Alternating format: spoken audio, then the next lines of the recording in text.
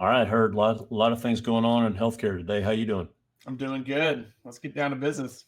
Let's get down to it. I wanted to start off with one of these public health issues. Normally, you and I don't deal with public health crises, but the measles is in an outbreak in primarily West Texas. There's at least 222 cases as of today that have occurred in 12 states with two deaths. Most of these are children, and not trying to make any kind of major opinion on this herd, but there are a lot of groups that have chosen not to be immunized, and we're seeing a disease that we thought was eradicated that is not necessarily so, right?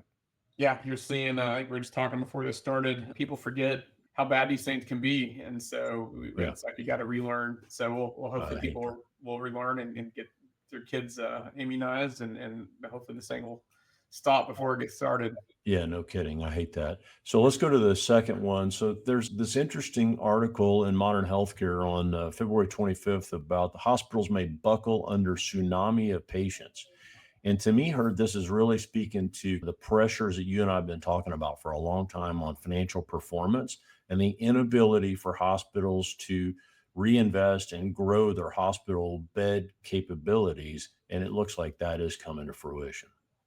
Yeah, certainly interesting find. I think you're seeing a lot of that, whether it's primary care provider shortages, if this is shortage of facility space and locations.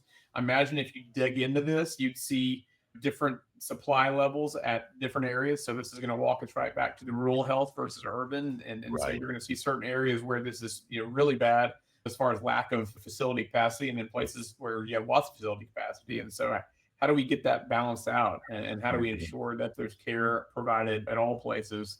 That's kind of the financing question that we address weekly on this show.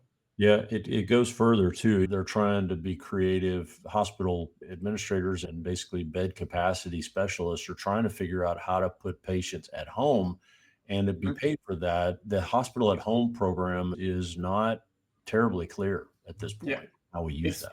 very early and lots of questions to be answered, and really the subset of conditions that is even a possibility for is a small subset, I would think, of the entire patient population who needs hospital care. So I think Yeah. that may be a solution for some things, but it's not going to be a broad solution, is my take on it. No, not at all. Not at all.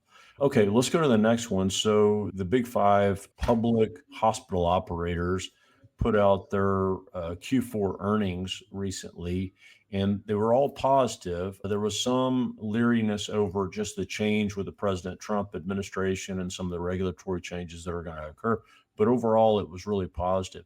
Several talked about their capital allocation coming up and really investing in bed expansion, what we just talked about, and in the ambulatory surgery space in particular, with some continued divestitures of what I would call underperforming assets or non core markets. So I thought that was interesting, right? Yeah, I think when you're looking at the public hospitals and you're looking at especially some of the larger ones, their earnings strength, the operations, the way they're being operated, I think they're probably some of the strongest that I've seen in a Right. long time. I certainly see and listen to the commentary about ASCs, and so ambulatory surgery centers, and basically being prepared for the shift in site of service. And so I think you have the entities pursuing strategies to capture that volume and to be a part of that. And I think they're trying to be almost forward looking. We hear a lot about site neutrality and Medicare reimbursement and changes that are coming there. I think you see a lot of activity on how can we be in front of that. And so when things do change, if there is a site neutrality, a broad site neutrality that gets passed, that basically reimburses the same service at the same rate regardless of where it's provided, I think you have a lot of activity around how can we be in front of that and not get caught off guard by that. So I think you see that, and you just see the capital planning and allocation of where money's going. They continue to be very well run entities, and I think this is some of the strongest that I've seen in a long time. Yeah. Yeah. No, good stuff. A very unique thing that President Trump has done on the tariffs is these tariffs to Canada and Mexico. And probably not a lot to opine on that one, but I think have been paused temporarily in certain areas. Some tariffs are going. And so I was just trying to find exactly where the status of tariffs are right now. But with healthcare, it will have an impact on healthcare with some of the drugs and the medical devices that we're seeing. And generally, what that happens is those are just immediately passed on to the customers. They could have some impact on our healthcare costs. Yeah, it could be. I think the tariff thing seems to be fluid and almost changing daily at the moment. Right. Right. So we'll see where it settles out. It's something that you don't really think about, tariffs affecting healthcare, but the way the supply chain works, especially like you said, with the medical devices and some of the hardware, that may be produced in other countries that could have an impact on costs. It's been interesting to see as this story plays out. One thing is said, and then people see the implications of it, and then it gets adjusted or walked back or Yeah. changed. So I think, again, it's a fluid situation. Yeah, fluid's the name of the game on that one. The next story is really interesting about Walgreens. I've been watching Walgreens for now a couple of years on their move into retail and then out of, and now it looks like they have this sale coming to Sycamore Partners. The interesting thing that I thought was just the loss of overall value, because you look at it, they were valued at 110 115 billion dollars in 2015 at kind of the height of their glory, and then now they're selling at 10 billion, which and Sycamore is saying we're basically going to just break the company up and sell it into its US parts, its British parts, and European parts, and it's not going to look like what it is now. Very interesting. Yeah, I think this is just an example of the environment changing. I can think 20 years ago when it seemed like they were putting a Walgreens on every corner or Right. CVS across the street from it, and you just see this proliferation. Margins were high. People bought their convenience store items there. People used the pharmacy, and they had lots and lots of volume.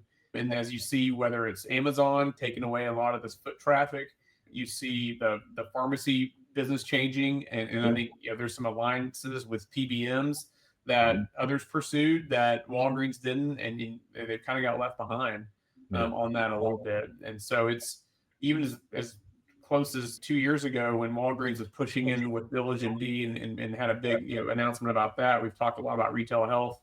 I think there's a lot of things they've been trying to do, but the environment changed, and it's just interesting to see. And it's kind of sad to see a storied brand like Walgreens. So they can turn it around, but it's certainly kind of surprising to me, just as someone who's shopped there for years. Yeah, me too. Me too. There is a great article in Wall Street Journal on March 7th about this that goes into a lot of detail on kind of the Sycamore journey. Then we go to another outcome of the new presidency. President Trump sent a memo directing federal agencies and specifically the HHS to fire more employees and submit agency reorganization plans. So this is not a light stroke. This is a deep, deep cut. The implementation date should be September 30th. Here's a quote: maximum elimination of functions that are not statutorily mandated. So if there's anything that's not in law, they're basically like, cut it. If there's redundancy in middle management, cut it. If you've got an expensive place to go versus a cheap place to go to the cheap place and cut that. So it feels very aggressive, and it's going to be interesting from a healthcare provider perspective what the outcome is going to be and what HHS can continue to provide after September 30th. Yeah, it'll be interesting to see where this ends up landing. Like a lot of things, the initial announcement may be different than what actually ends up happening, but certainly whether it's site neutrality, whether it's cutting of government agencies, we have been in deficit spending for years now. We have a lot of debt. We Right. have financing challenges, and so this is, I think, something that you will see that will be continue to be done as we try to find money to pay for things. And they're trying to do this all in the context of not touching Medicare or Social Security, and so there's a lot. It'll be interesting to see how it plays out and what exactly happens. I expect some pushback. Also, I expect a lot of this is very real. Yeah, I do too. I thought the Monday by noon email on the five things you tried to accomplish last week. I thought that was an interesting approach to 2.3 million federal workers, and we're just trying to see, well, who at least will answer their email. Now, I know a lot of that didn't go forward, but it's just a very interesting and kind of corporate type of approach on the federal government. Really interesting. The last story is really around price transparency, and I just have found it terribly interesting. on President Trump again, his approach to price transparency. He was bullish on it in his first presidency and has come back and doubled down on that. And the interesting thing heard on in what I'm reading is he's trying to get maximum compliance. And without that compliance, you're going to be punished. So there'll be punitive measures if you're not compliant. And instead of this estimate of services, he wants the actual prices to be put in there, which I think is, again, as a healthcare provider, how do you necessarily do that? I'm not exactly sure. It's not like I'm buying a dozen apples. I'm going into the ER and with chest pains, and all of a sudden you have no idea. Now, I guess that's emergent. If it's elective, I guess I don't even know because of complications and comorbidities and everything is different. Right. I'm not sure how that's going to work, I Kurt. mean, that works with some things. We already have the shoppable services list. And so the shoppable services, which really focuses more on specific radiology or lab or specific kind of discrete tests, I can see that. And I think that's already largely being done. They may call it an estimate, but they're looking at the rate for a specific code. But yeah, for other things, when you're going in for one thing, but the ultimate reimbursement is the result of a combination of codes and services, and you Right. don't know exactly what combination of codes and services will be provided to a patient. That's going to No. be really difficult, and that's why it's always been called an estimate.